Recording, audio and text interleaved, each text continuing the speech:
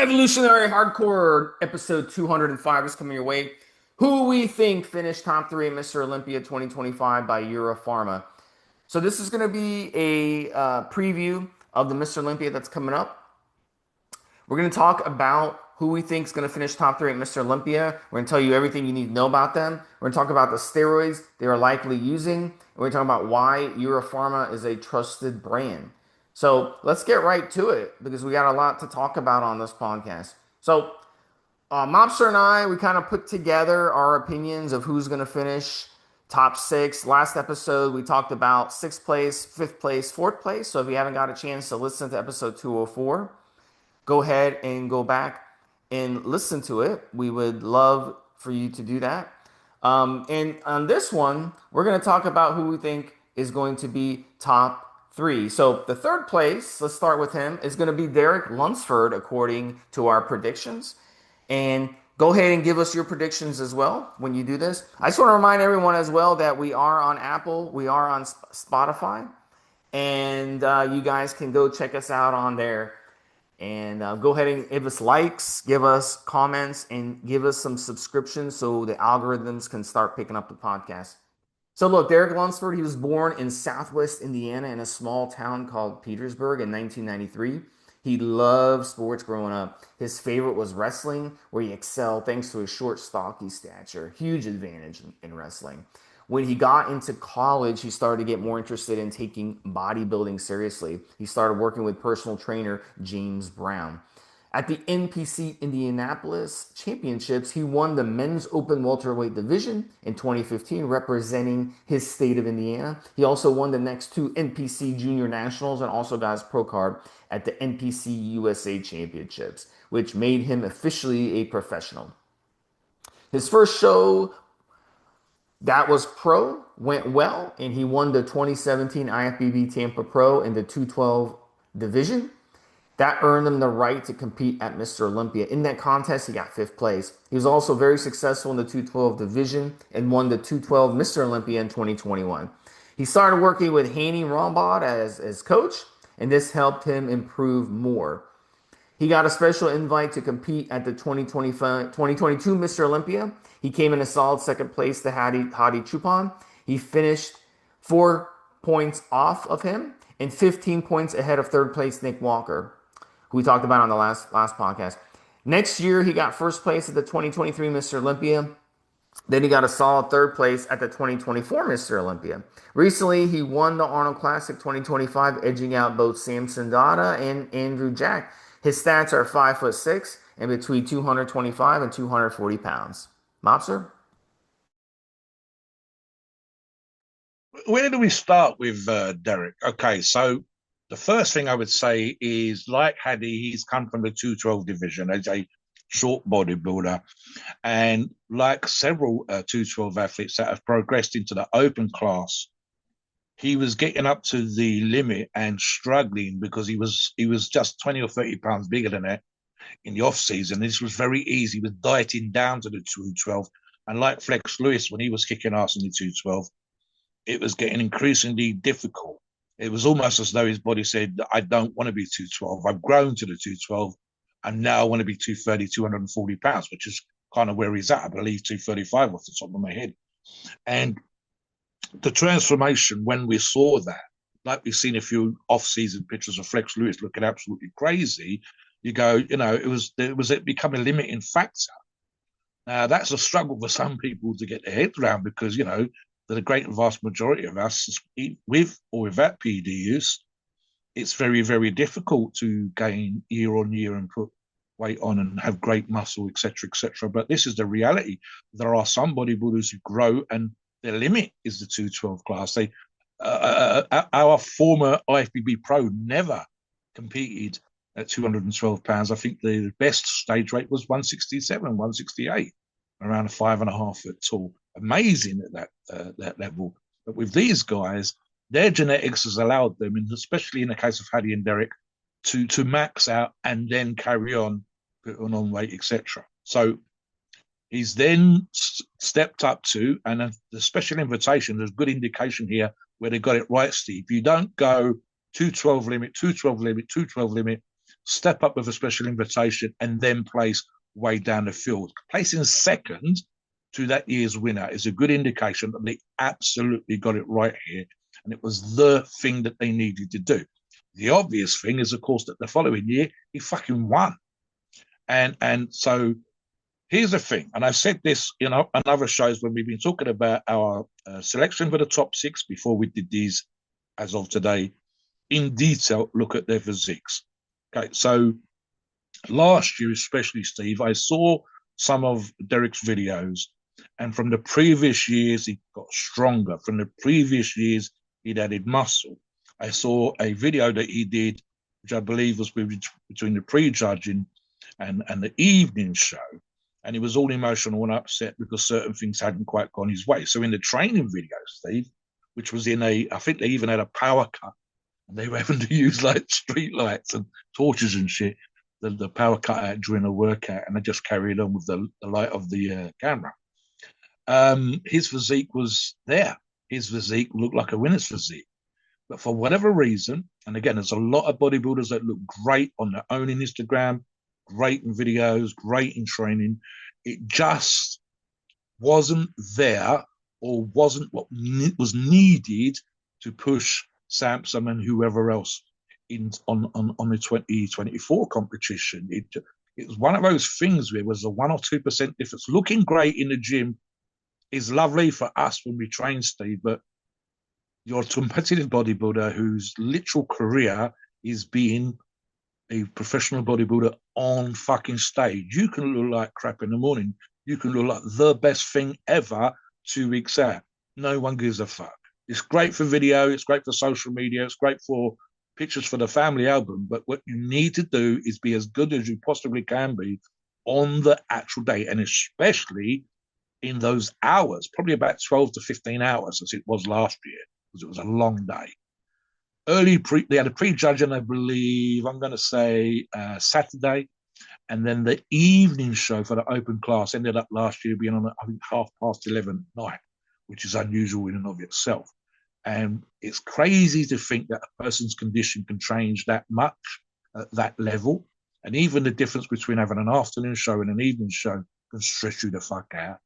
But for whatever reason, Derek didn't quite have it. What I've also talked about with the last 2 or 3, 4 Mr. Olympias, 5 Mr. Olympias, is that we've had a much higher rotation through the winners. We haven't had the same winner for 3, 4, 5 years on the trot. We've had Big Ramy, I think, twice. Derek's run it once. Hadi's run it once. Samson's run it once. And the idea that there's this turnover at the top is interesting. When we're going to talk about, as we will do, Samson later on, part of the issue here is, and I'll actually compare him now briefly to Hadi and to Samson. Samson just has that full physique, which is taller. And all things being equal, with 235 pounds in shape, Derek, versus the 300 pounds, as he's been as high as 330 in the off season this year, Samson will blow you the fuck away. And if Hadi brings the kind of condition that he's had in the past, the difference between Derek and Hadi would be thus: if they had the same shape of muscles, the same overall profile, same overall silhouette, etc., etc., etc.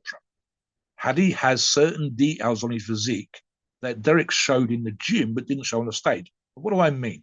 As an example, when Hadi does the most muscular and when Derek does the most muscular, they both have full round delts, deep pecs, traps to live for, biceps, etc., etc. And I'm just looking at the upper body here mentally. But Hadi has those lines that go across your chest, the kind of separation in the pecs, literal lines from the armpit that go right down into the clavicle. And Derek does not. And if all things are equal, that kind of detail is why Hadi could place ahead and Derek won. And it's that kind of thing, Steve, right there. And again, look, arguably, muscularly, there's not a huge difference between second and third place here. What are the judges looking for? What do they want? Something I said to Steve in the pre-show, and we won't go down this rabbit hole too deeply, is being faith-based, as both Hadi arguably to a lesser degree and Derek to a greater degree are. Derek is quite open about his Christianity. Does that help you when you're going through the grind of contest prep, because we're all motivated to succeed. I've competed in what I've competed in, what got me through the day, what allowed me to do the best I possibly can. And I use that analogy for these athletes. The ability, for example, Steve, when you're hungry, you're dry, your joints are aching, you're thirsty, the weights feel stupidly heavy, just having a supportive wife, a young child as he's got now, and all the kind of usual stresses that people have. Perhaps being able to say a simple prayer to God, whatever your faith might be, enables you to get through that grind. Having something to hang your stresses on might help you. So it's interesting to see that we can arguably have two faith-based bodybuilders in the top three that might be, and I say that they're more open than perhaps Samson is in that regard. I've no idea what Samson's thoughts on the subject are. Does it help them get into shape for competition? So yeah, it's interesting, Stephen. So the reason we haven't got Derek, but there's another thought as well. All three of these athletes have been or are Mr. Olympia. They've all won the competition, I believe, once each. I don't think Hadi's won it twice, so that'd be one each. And we've got three Mr. Olympias in the top three. What we've got further down is no one else is Mr. Olympia, and they're further down. And not from fourth place, not through 18th, 19th, 20th place. However many athletes there'll be this year. So we've got three Mr. Olympias in the top three. Why have we done that? One, because they've won in the past. Two, because they all three have amazing physiques. There's an argument to be made here, Steve, in terms of your professionalism. The reasons why these three athletes place ahead of the others is obviously some aesthetic shape, overall shape, visually how they look, and they're being judged by the judges and so on and so forth. There might be an argument to be made here, and it shouldn't be that way, but perhaps it is. And it's along the lines of, what do champions do that the ones that aren't champion aren't doing? And would echoing what the champions do lift up other athletes? You and I have talked about the progression, for example, of Martin Fitzwater, Brett Wilkins, other people that might place well, people that have won competitions just in the last few days, that have qualified just recently, literally in the last few days, the Mr. Olympia stage. But we've still got these three athletes. What is it that makes someone become a Mr. Olympia that has enabled you and I to say that we still think, regardless of how hungry anybody else is, that Derek will push everybody else out of the top three and have Hadi and Samson ahead compared to everybody else, whether they're progressing, whether they're tall, whether they're heavier, whether they're more muscular? No, we've got these three athletes. So what is it for you, Steve, that Derek is our reason for third place? Because I agree with you, of course. So what do you think about Derek? Well, I think it's the evidence. Look at the past few years. I mean, he won Mr. Olympia, for crying out loud. So, and he would have won it again last year if not for these guys ahead of him. So he's definitely, he's got the pedigree to do it.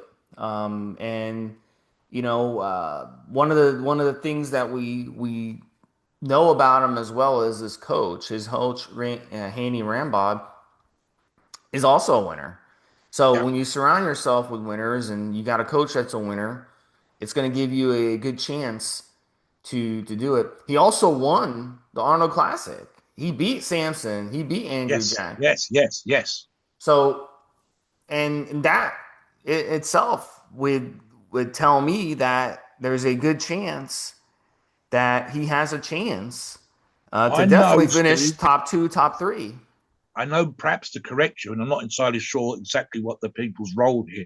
There was a mention in the last couple of days about Chris Aceto, changing his diet. So I think Rami might be, Rami Hambolt is, I've got the name wrong already, doing the coaching of the training side, and Chris Aceto is doing nutrition. Yeah, And I'm yeah, going to that's say possible. And if that's the PED, yeah. case, yeah, Chris Aceto is a guy I actually interviewed on the Yes, podcast years yes, ago.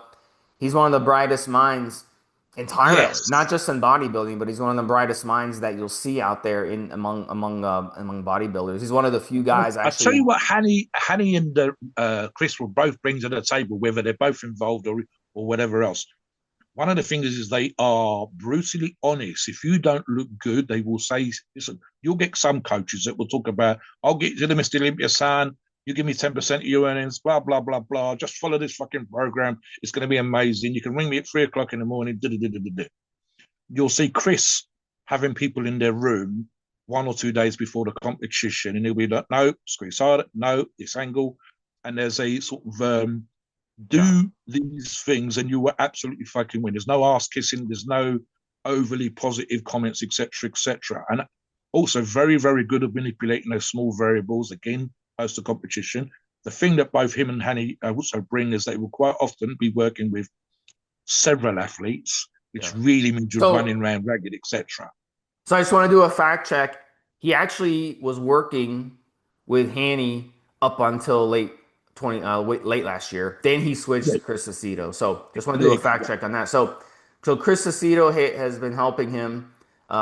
He helped him for the 2025 Arnold Classic. So it's one of those things where I think we'll have to see if Chris Zito helped him win the Arnold Classic. Is he going to help him win the Mr. Olympia? So it'll be interesting to see if he can knock off Samson again. I think it's that difference between gym training and the dieting, which is important as we know, and the other side of things, which of course we discussed, the PED use. And I think Chris has the edge there in that regard rather than the training regard. I don't think Chris has ever claimed to be a training guru, but he's definitely a prep guru in that particular regards. And they both got great records. I would argue Hani's record is actually better because he's had, I believe, for example, 1 year, I think across the classes, he had like 7 winners out of 12 classes or something ridiculous. And multiple Mr. Olympias on his curriculum vitae. One more thing, what did I write down here, Steve? He become a father in the last year or two, which I believe makes a bit of a difference. And something else I've got here as well. Let me see.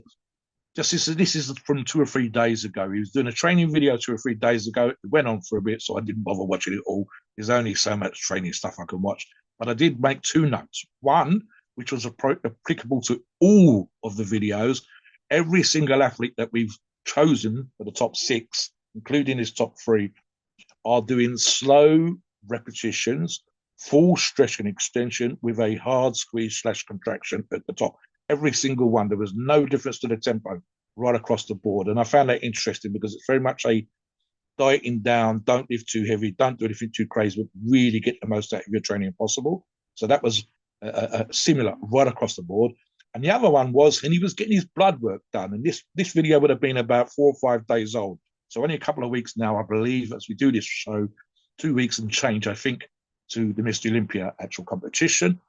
And he was getting his blood work done. And he was talking about health markers and making sure that he's on point. I'm going to throw this out there and suggest that he's not doing a lot of PED use in terms of grams and grams and grams. Again, he was a 212 athlete. He's relatively short. There's no need for him to be doing 5, 6, 7 grams. And again, he'll be a hyper responder. Steve's already given you a background from the sport that he's had before, how well he did representing, and moving up to the 212 class, full as fuck at that kind of height, etc., etc. And I think the other thing here might be an indication of having your blood work done when there's only 2 or 3 weeks to go, and arguably your PED use could probably be at its most extreme, might be a way of giving indications of what's required to Chris Aceto. In other words, Chris gets to see your bloods, gets to see how PEDs are affecting you, gets to see, for example, if there's going to be an issue with thickness of blood. We're going to have problems with you holding water, how your estrogen levels are, etc., etc. So it was one of those little nuances. Why do it now, Steve? Why do it so close to a competition? Arguably, and listen, competitive bodybuilding, even if it's for a short period of time, the cycles that top level bodybuilders do, regardless of whether we argue over the dosages that we think some are doing versus others, it isn't healthy. And it's not going to be healthy even if it was sensible dosages because you are dieting down, because you are hungry, because your body fat levels are lower. Just being constantly thirsty, for example, and especially in the last couple of days of the competition, your electrolytes can be all over the place. So the idea that there's a snapshot, if you will, for Chris Aceto and for that matter, Derek to look at and to make very small changes, especially a couple of weeks out, The last thing you want to do is be doing this shit 3 or 4 days, 48 hours, 72 hours before a competition. Let's look now and bring you in condition. I'm thinking of Dorian Yates against Steve 1 year. I think he was ready the week before. Now, there's an argument to be made for missing his peak. And he says, all I had to do was tweak things for the next 72, 96 hours, whatever it was, and keep that condition for the day. And he was able to do it. So this is maybe what they're looking at here again. Something else visually, and it's just a visual thing, bearing in mind he's clothed, he's out in a dull, sunlit but otherwise dull day, going to the clinic to get the blood test. He doesn't have some people, when the tan goes on, when the glaze goes on, when they're pumped, look absolutely fucking mental in a way that they do not drive into the gym when on video, in the kitchen eating their food on video, and so on and so forth. Other athletes, and I think Samson is a good example, do. They just look like someone who's going to win the Mr Olympia off stage, in the gym, in a photograph. But other athletes, and I think Derek is one of those, just look like a winner when it comes to stage time. I've literally seen people getting their spray tan on, and you still think, I'm not that fucking fast. And then they go up, they pump up backstage. Oh my God, it's a winner. They just fucking look different. I think Derek is one of those guys when he comes on stage. Silly little things. Give you one example here, Steve, and it's only a small one before we move on. Haircut, shaved. I think Derek goes and gets a professional, properly done haircut, etc. Talk about Hadi then. Yeah, let's go. Let's move on to who we think is going to be second place. And this is Hadi Choopan. He is an Iranian pro bodybuilder known as the Persian Wolf, as his nickname. He's most known for his incredible conditioning and legs he brings to the stage. He was born in South Iran in a province called Fars to a working class family, which meant he had to work construction at an early age. He started bodybuilding as a teenager and won his first national title at just 18 years old after spending 3 years training. Like Derek, he started to work with Hani Rambod in 2017. That propelled him to the gold at the 2017 Mr. Olympia Amateur. Hadi dealt with visa issues, took away the opportunity to compete in as many competitions as he should have, but he made up for it in 2019 by winning the Vancouver Pro and getting third at the 2019 Mr. Olympia, finishing just behind William Bonac and Brandon Curry.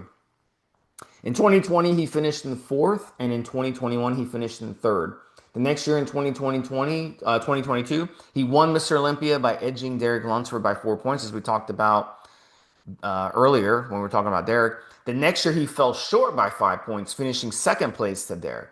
So this was a controversial ending. He removed his second place medal while they were doing a group photo session at the end of the competition. And the other competitors were kind of looking, you guys can look up that video. And the other competitors were kind of looking at him like kind of confused, like what's going on here. So afterwards, he said in an interview that he was suffering from low blood sugar. But I don't really buy that argument. I don't think that was the whole story. I mean, I think he could have asked for like a 5 minute break. You know, hey, guys, time out. I need to eat something. Surely everyone would have been okay with that. But at the end of the day, Mobster and I, we talked about this on the pre-show a little bit. I'll let Mobster talk about it. But Mobster brought up a good point. The language barrier. He does not speak very much English at all.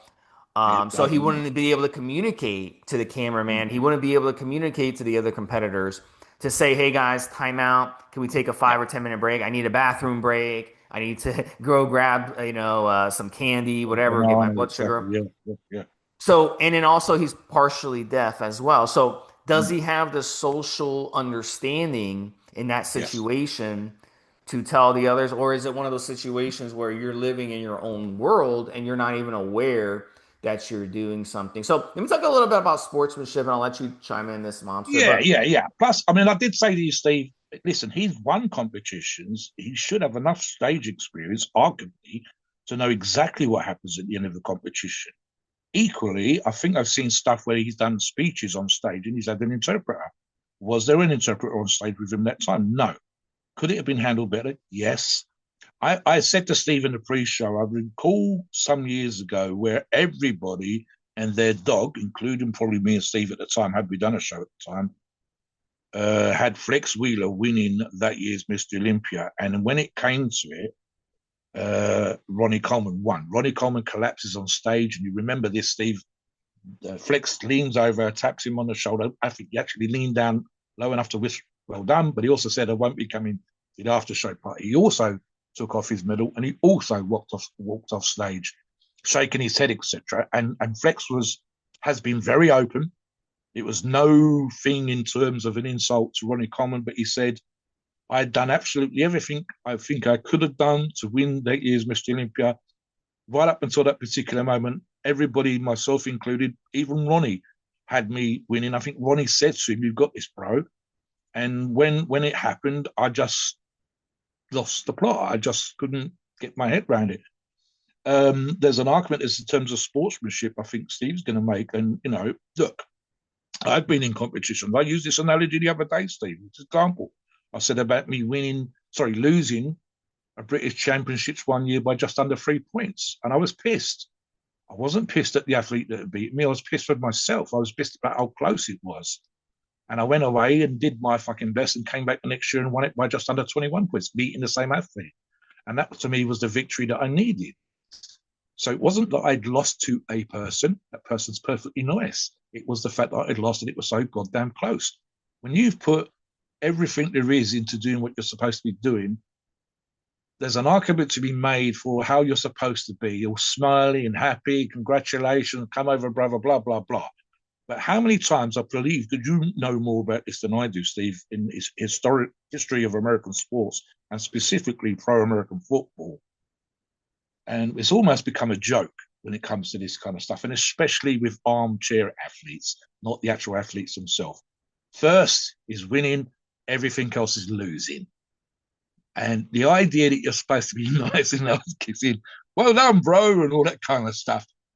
In that moment, when you're still hungry and you're still tired, and you are, as Hadi is, deaf, etc., etc. And I don't think he was rude, because he did go over and congratulate the winner. He did say, "Well done, congratulations, bro," broken English or whatever else.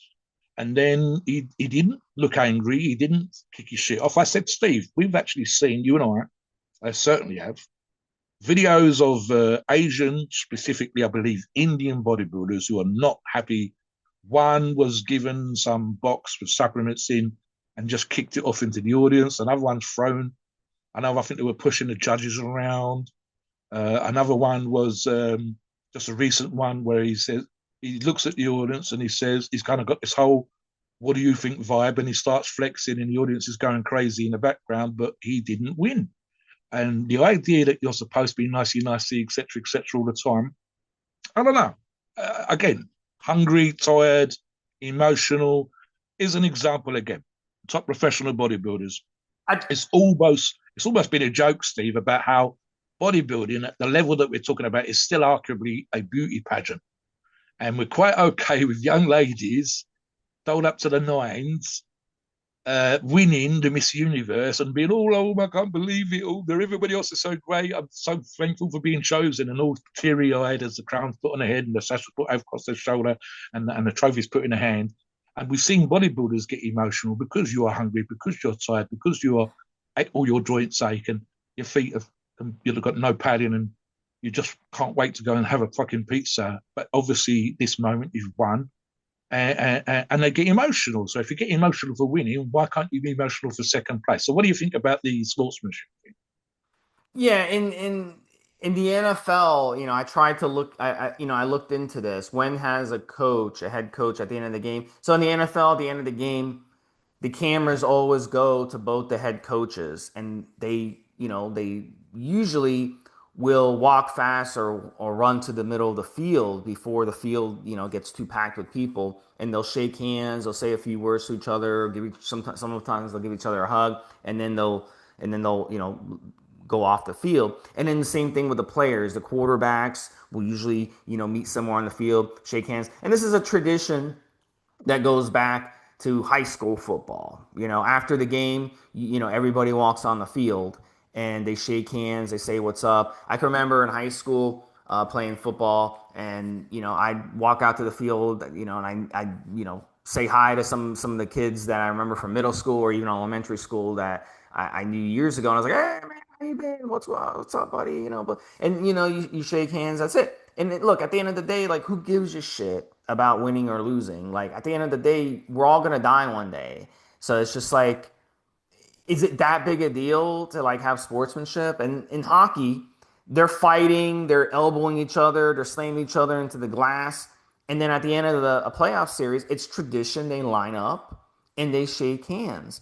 And the same guys that were literally fighting 5 or 10 minutes prior are there. The guy got like a fucking bloody nose because the other Yeah, guy punched him, and he's in the line shaking hands. And rarely, in situations, do the guys not shake hands or the coaches not shake hands? It's very rare, and it gets called out, by the media. But at the end of the day, yes. in this situation, it's way less of an issue. Look, at the end of the day, they're posing for photographs. Hadi, for some reason, he was just done. Okay, they got photos, enough photos. Do we That's really it. have to stand here? Yep, I just want to go. yep, I just want to fucking get out of here. Let me take my yeah. medal off. Let me walk off And have stage. a drink of water. Yep. If that's what he wants What to do, about who gives a what about shit? boxing, Steve? How many times have we seen in boxing the build up to a fight with a promotion? And sometimes this is deliberate. MMA is a good example as well. Yeah, it's deliberate. UFC, they'll make a big deal about how they hate the other guy because that's good for promotional purposes. Sometimes it's real, most of the time it's not. And I said the idea that this person's going to smash you in the face or try to smash you in the face with their gloves can't be good. And yet that's the sport you've chosen. Equally, you're punishing the fuck out of that fella too. You are trying to smash him in the face. So when at the end, when 12 rounds, especially if it goes for the 12 rounds, it's over, how many times have we seen those guys giving you a hug? Because this guy's given as good as he got. He's taken the punishment that you gave him and he re-won or you won. And you're both going to pick up a big fucking payday. He's hungry. He's tired. He's been running at 5 o'clock in the morning, same as you, hopefully, to prepare for the fight, etc., etc., etc. And when it comes right down to it, you've both done exactly the same thing, except one of you got chose to win and one of you got chose to lose. And that's just the fucking nature of the beast. So there's an argument to be made here. I can think of an example again just for myself, Steve. And I think I've mentioned this once on the forums, and I said that one year I took, not the only time, but one particular year I've taken check drops on the day of a competition, Yep. 200 milligrams under the tongue to make me aggressive. And I said, please God, there isn't the video of me running up down for probably about 5 minutes like some insane fucked up psycho, calling every person in the room a CUNT and offering them out and all the rest of that kind of stuff. And then calming the fuck down and realize I was making an ass of myself. And what made it worse because I'd won. I'd won at that point, and I'm like, fuck you, wankers, I'll fucking kick ass. It doesn't look good at all. I was completely like full on aggressive. Who wants to have a punch up right now for probably a 2 or 3 minutes, something silly like that. And if a video of that came out years later of Mobster being a complete and utter dick for no reason, especially because I've won, I've lost, I've won, and look at me and you fucking dated me, Yeah. it would make me look like a real arsehole. So And again, in it's these hard situ in that situation to imagine yeah. that you're going to be completely professional He every single time. Yeah, he's look, when they're doing these competitions, they've got so many different things in their system between the steroids, between the peptides, between these chemicals, between the electrolyte diuretics. Yeah, manipulation, the water yeah, manipulation. They're hangry, um, yes. and a lot of people have different emotions to being hangry. Some people, Steve, I mean, look, is this the only time I think this ever happened? He didn't do it last year. yeah. He's not done it in competitions before. It's the only time. So was he being? I don't think he was being a dick. I mean, at I that just think point, it's basically your brain isn't all there. no, no, no, You're not able to make proper decisions. You're no, not able to. If I ask you what's 2 plus 2, you're not able to come up with no, it. no. And it's Couldn't give you the bloody address where they yeah. lived. Yeah, And they're so depleted, and yes, it's just a miserable feeling. And at the end of the day, like, if you go to these bodybuilding competitions and you talk to some of these guys afterwards, they like got like food, they're sitting there eating it, and It's just like they wonder themselves, is this worth it? Is this worth it to put my brain and my body through this? So you got to imagine what these guys go through to absolutely manipulate themselves to the point where they don't have any control over their brain. And again, we go back to what I said earlier. I can't say this enough. Being partially deaf, not knowing Yes. the language. Just put yourself in that situation. Let's say you go to a different country, you don't speak the language, nobody can talk to you there, nobody speaks Persian there, Mm. and you have no way to communicate with people, and you have you haven't eaten, and you're Let me dehydrated, take and it a little bit further, Steve. One of the issues he's had for several years, and he might still have this issue now, is some years ago, one of his first or second Mr. Olympias, it was almost impossible. I believe he got into the United States 48 hours before the competition. The following year, I believe, when he was working with Hani, he arranged, the letters were sent to the federal authorities in the US, and arrangements were made in the end, managed to get into the country 3 weeks before the competition, which made a huge fucking difference. This year, as we know, with the tariffs, with everything else that's been going on, with some of the restrictions that the current president has put in place as we do this show with Trump, there's been issues again with the suggestion of that certain nationals will find it incredibly difficult, again, Iranian, to get into the country. Now, because he's been a champion, because he's been allowed in before, because, for example, he doesn't come, I would suggest that he doesn't come directly from Iran, that he comes a different way, and perhaps he's got dual nationality, etc., etc. So just getting into the fucking country is difficult in order to then compete. Something else that I said to Stephen Appreciate, and I put this down as a question mark. I'm old enough, as some listeners might be, to remember the original Iranian testosterone enanthate, or test enth, as we used to call it.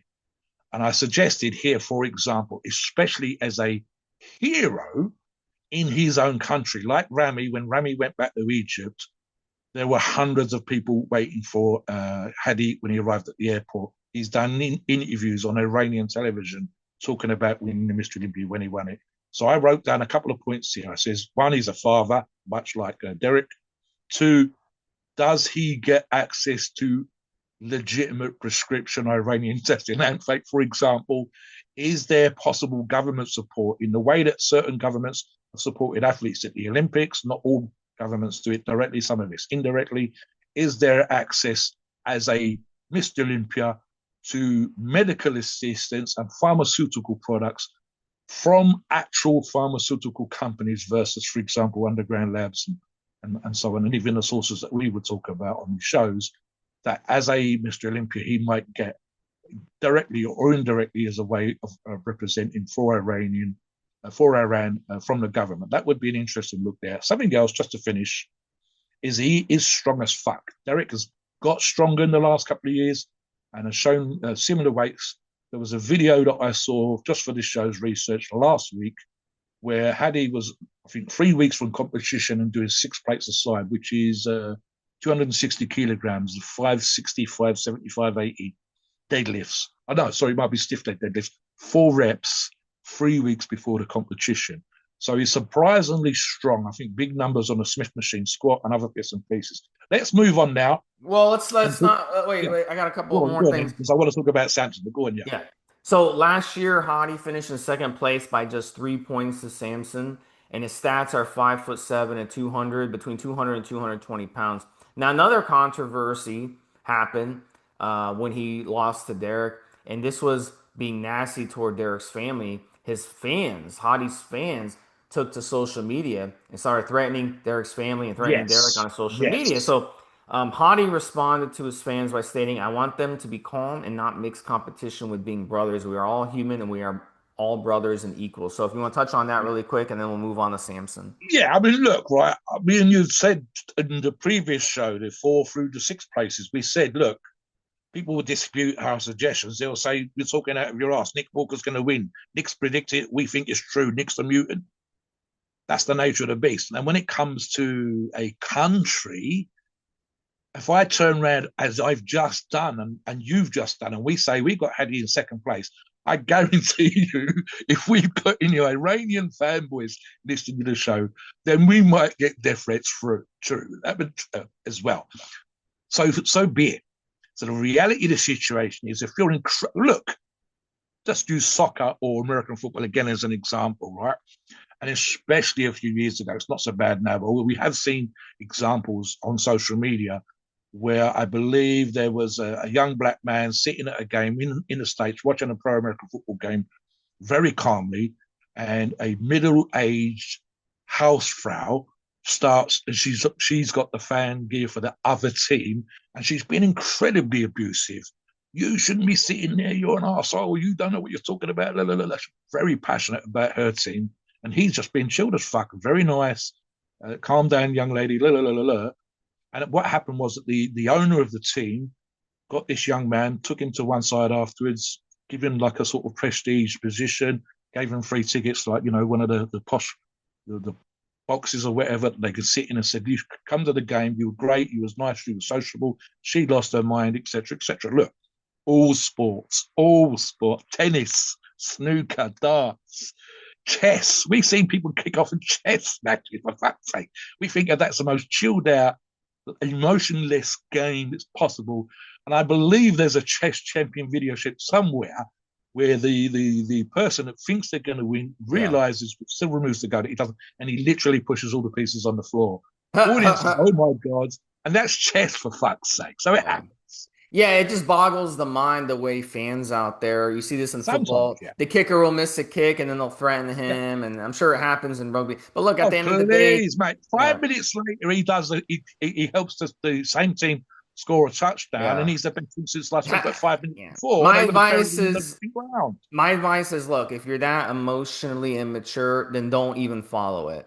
And number two, don't bet on games because that's where people get all emotional. They bet on the game and they get upset with the player. So don't bet on If the you put game. your car on it and you're fucked now, you can walk Yeah. into work, and absolutely, yeah. That's your fault. So let's talk about Samson Douda, who we predict to be first place again. Samson, I know you want to talk a lot about him. He's a Nigerian British pro bodybuilder. He's currently Mr. Olympia title holder, favored by many to win it again. He was born in Lagos, Nigeria, moved to the UK during his teen years where he played rugby. I know it's a big sport over there. Mobster, I have no fucking clue what rugby is. I Yeah, never yeah. watched a full rugby game. I watched We some joke clips. that rugby's like American football without the padding, but there's a big difference between the games. Yeah, it Huge. seems to be like unorganized American football Yes, to me. yes, It's kind of yes. like a Yours is way soccer. more Yeah, structured with yeah. plays, but they don't have that in rugby. His idol was Phil Heath. He wanted to become a pro bodybuilder after getting a lot of encouragement from his gym that he was going to, including his gym owner, which you might know, Mobster. He won his pro card in 2017 by winning the IFBB Amateur Diamond Cup Rome. He was able to qualify for his first Mr. Olympia by winning the Prague Pro in 2021. He finished sixth at the Mr. Olympia in 2022, which was his first.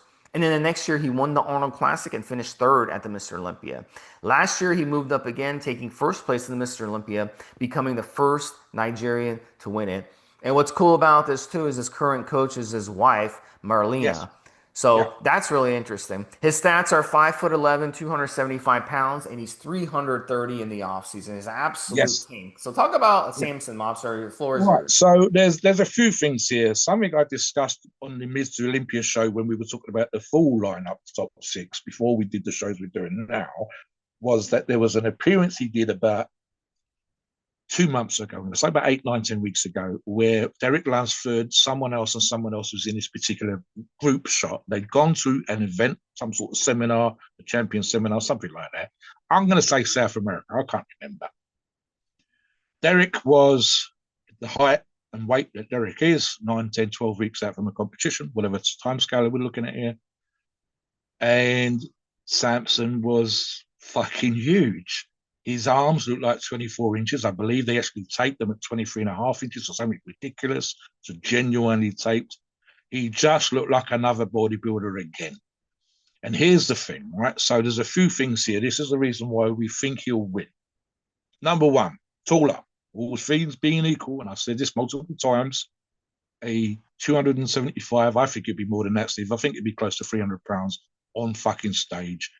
And unfortunately, that's Hadi's going to be circa, as you say, 220 something pounds.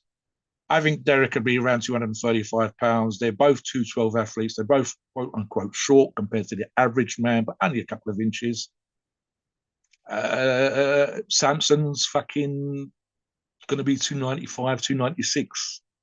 And you can't help that. In one of his posing exhibitions a couple of weeks ago, with his shape starting to come in, he had a small waist, he had a kind of partial vacuum thing. He's doing that kneeling, three-quarter bicep type pose, whatever. And although his condition could have been better at that exhibition, he's got that waist and shape, and he's 6 foot something tall, and he's fucking 300 pounds in the photograph.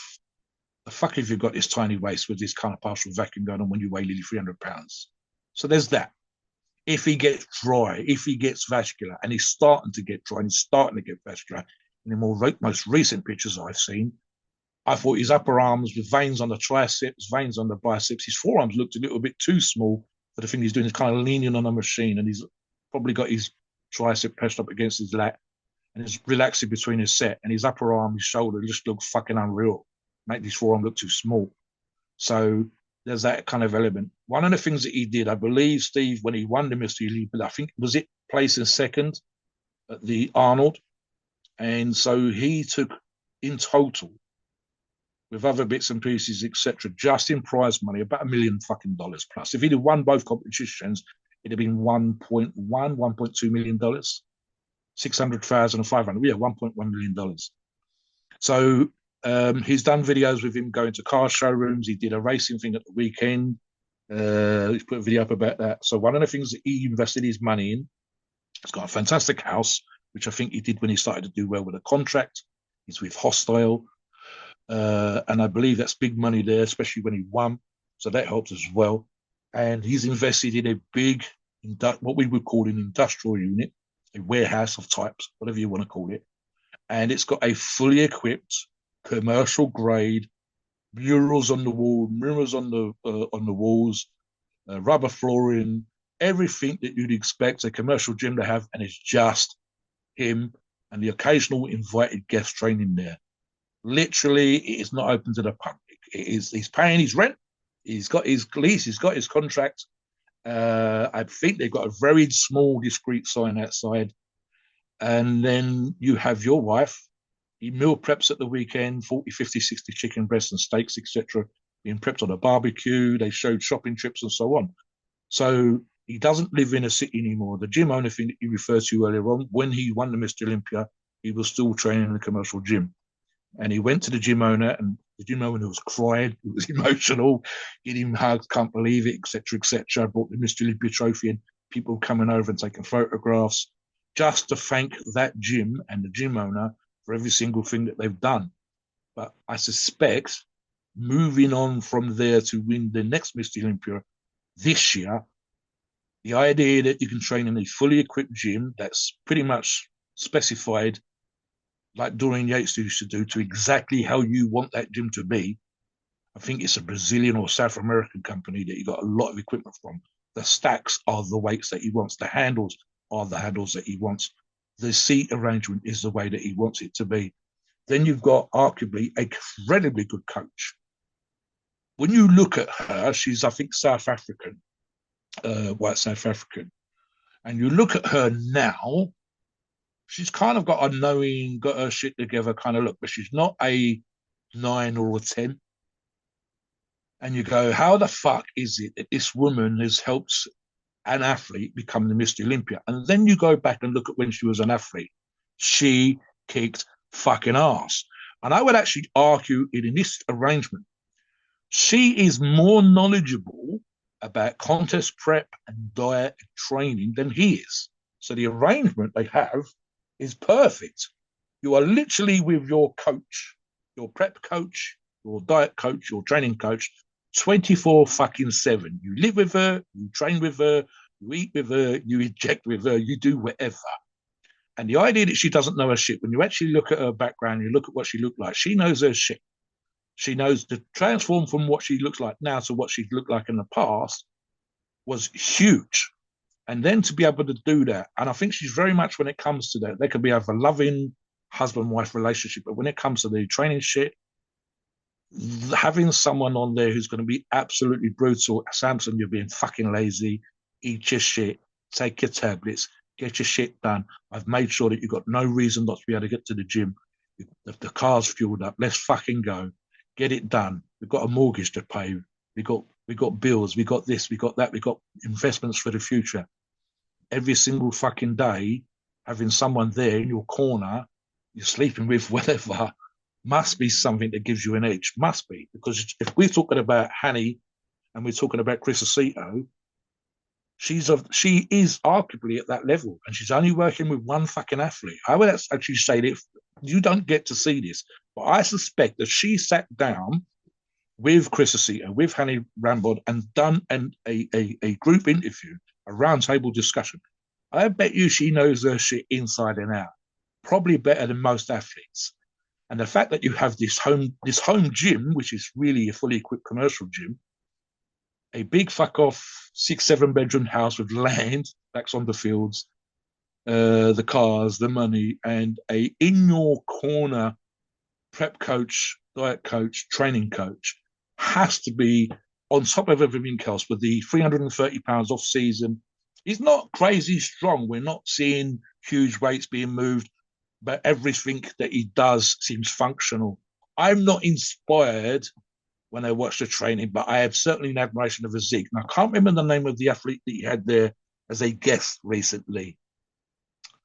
Oh, God, the name's on the tip of my tongue, Steve. But he'd come to work possibly with Samson's wife, but also with Samson, have the Mr Olympia in your corner.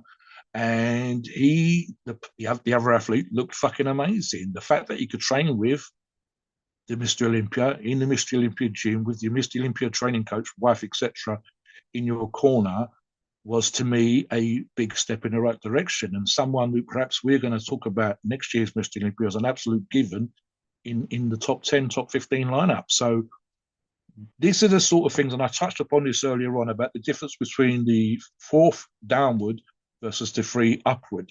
And it's one of those things where you have to ask yourself sometimes, it doesn't matter what the sport is.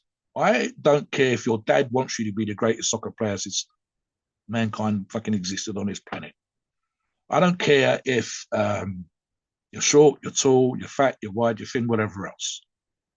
If you can't honestly put your hand on your heart and say that I did every single goddamn thing there is to be done, no matter what aspect of bodybuilding you want to discuss on this show, and you didn't do all those things, and you didn't give yourself every single advantage, you didn't work hard enough to get the right steak, you didn't work hard enough to eat the right fish, you didn't work hard enough to get a good source of PEDs, you didn't work hard enough. How many times, Steve, have we done shows or looked on the forums and people say, and this is just in life, never mind on the forums, oh, I haven't got time to train. And I'm like, oh, I haven't got time to eat correctly. I will say, get up, go to bed 2 hours early, stop watching fucking Netflix, get up 15 or 20 minutes earlier than you do now, prep your fucking food. What's your fucking excuse? Someone posted on a forum this morning about how busy it was in the gym when they went after work the other day. I was like, well, go fucking early then. Stop providing excuses. At the top level, Samson's a good example, I think. You have looked at every single thing that might be holding you back from winning, and you've made sure that none of those things are there anymore. You've got the gym, you've got the wife, you've got the prep coach, the diet coach, the training coach. You are prepping clean chicken breasts and steaks and whatever else. You are going to Costco. You are making sure that your sauce is good. You try not to travel too much in the last few weeks, and so on. So, yeah, I think he's probably doing the most to prep than anybody else. So one last question. If Samson's so much ahead of Derek and Hadi, then why did Derek beat Samson at the Arnold earlier this year? We've seen this with a couple of athletes in the past. Ronnie Coleman's a good example, where the year that Ronnie done the Arnold and done the Olympia, that was Ronnie's arguably hardest year. So, and this is a weird thing because part of what made us do these shows, and we touched upon it on the first show, was we were talking about the qualifications and the new rules and regulations. And the new rules and regulations are essentially, for those of you that want to qualify, you're going to have to compete more. So here's the thing. The zenith of the sport, with this PED use that's required, the training, etc. is required, I've competed. Give you an example just of myself again, Steve. The most I've competed in 1 year was 4 times. It was fucking awful. I hated it. There are athletes that can compete. I think I've been around a buddy of mine, Dean Bolt, and he'd done 11 competitions in 11 weeks, and he turned up at the European Championships with his eye was all red, strained himself like an absolute beast, some strongman competition the previous weekend. I was bitching about doing 4 competitions in 12 months, and he'd done 11 competitions in 11 weeks. The reality was he wasn't winning, whereas I believe I had won that year, a couple of the competitions that I'd done. But I hated doing 4 competitions. It was too So much for me to basically, peak. you're saying a person You can can't. only peak at one competition. So in this case, Look, Samson's looking to peak at Mr. Olympia. yeah, let me take pro sports again, Steve. American football or soccer, the two biggest games in our countries, right? And you've got strength and conditioning coaches working for both sports, both for soccer and pro American football. Yeah. You will not have any athlete on your team that is at their peak all year round. That is physically impossible. What you do, and I'll use soccer as an example, is you want them for the FA Cup final. If the World Cup is that year, you want them for the World Cup playing for England or Scotland or Wales or whoever, national team. And you want them perhaps for 1 or 2 games where you want to qualify for the FA Cup final or for the World Championships, the World Cup. What you cannot do is have an athlete play 50 or whatever matches. I think it's over 80, 90 matches a year and have them be within 90 or 100% of their peak. It's just impossible. So what you do is you bring on certain athletes for certain games and you save your top athletes for the most important matches or games of the year. When it comes to bodybuilding, and lots of sports learn from bodybuilding, the idea that we should have 3% body fat, take 5 grams of gear a week, train when every single part of your body's aching constantly, be hungry as fuck, and so on and so forth, and do this multiple times. And we have literally, as I said, we haven't really seen more than 2 or 3 athletes that have been able to peak, the Mr Olympia and Arnold, and still win both competitions comfortably. So yeah, I think there's an argument to be made not for that. Let's move on very quickly because we're running up against the clock here. Yeah, Just to talk let's briefly about Euro Pharma. Yeah. yeah, you're a pharmacy. I'll start and I'll let you finish. Look, they're one of the top brands in the world. And we see a lot of professionals that are using them. And we see guys on our forum who are competing at some really tough competitions using them. So the good thing about Euro Pharma is when you order their products, you're getting legitimate products. I just saw a test from yesterday. I think it tested like at 95, 96% when they sent it off to be tested. So these are quality. This is quality gear here. When you get their testosterone, you know you're getting their testosterone. You know you're getting well dosed testosterone.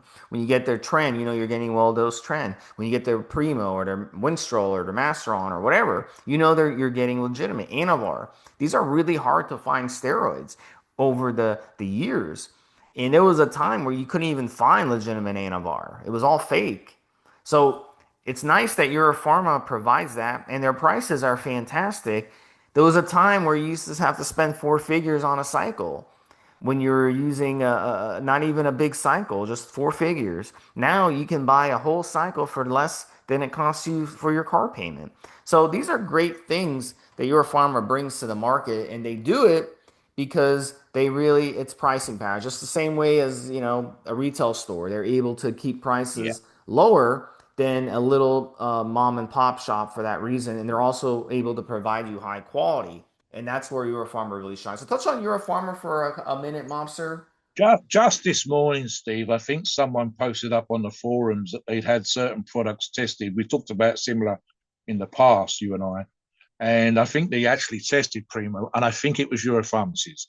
And what they said was, because we know that Primo is regularly faked by some sources, we know that Primo has been hard up there with Mastodon. And recently, as we record this show, the Mr Olympia 2025, that Primo has been hard to source by some places because of the issues with raws coming from China and so on and so forth. So they had this particular product by Europharmacies tested, and it came in on point. And they said, thank you very much, guys, for pointing me in the direction of the source. Great Primo. I had it tested. I didn't just test one vial. They had several vials tested, and everything was exactly what it should be. Buddy of mine at the gym this morning, just on this thought subject, said, quite often when you get on a brand, it's hard to move to another brand. And I said, of course it is. You've taken something you know that works, you're getting great results. Someone shows you Joe Blogg's brand, and you say, well, why the fuck would I use this? I don't know if it's any good because I know what I'm using is good, and so on and so forth. Euro Pharma is one of those brands. It becomes one of those brands by being around for 20 years, by having these tests done by random users of the test, never mind in-house, never mind second-hand. This is the user themselves testing products, worried about Primo being faked and finding it's exactly what it needs to be. When they've tested it themselves and it's been off, they've been the first ones to come on the forum and said, we used a contractor to produce a product, wasn't what it should be. And they've instantly made sure that that's been taken off the shelf, replaced it, done refunds or whatever deals with the customers to sort that particular problem out. And you get to do this, and you do this for 20 plus years, and you build up your legacy, you build up your brand. And I know, for example, how the company operates. I know the country they're based in, how much they're producing at a time. I've got a good indication on this. And for me, and I've said this before, just to finish, they're my go-to brand for that particular reason. All my baby little stashes, in bath in 2 vials, is all Euro Pharmacy products, Euro Pharma products from that company via one of the big resellers.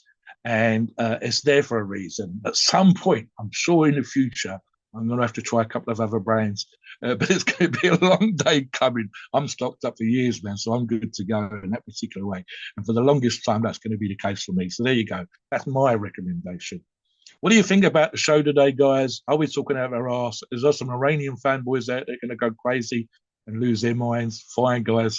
We welcome your input. Come on and tell us while we're talking Go shit. after a mobster, because I'm on you guys' side. I'm on you guys. I've got a steel front door, bitches. Come kick my ass. Yeah. Don't go too crazy. Like I said, these are the opinions, guys, when it comes to this stuff. And it's very much a what you think of that physique on the day. And listen, these names are interchangeable. They're interchangeable because make one simple mistake, you miss out on condition. I'm cheering for Hadi. I'm cheering for Hadi. There you go. Yeah, Mobster's cheering for Samson, but if any of them fuck up, someone else will step up there. And of course, Nick Walker's already said that he's going to win, and then pretty much taking the same names that we've talked about for second through fifth. So Nick might surprise us all. Someone who's hungry as fuck might come up. These guys have already won, especially when you've got $1 million plus in the bank and you've invested in your home gym, etc., and you've got the greatest wife known to mankind. Perhaps that stops you being hungry. So we might get it wrong. I don't think so. I think Steve and I are pretty close to where it's going to be, plus or minus a place here or there.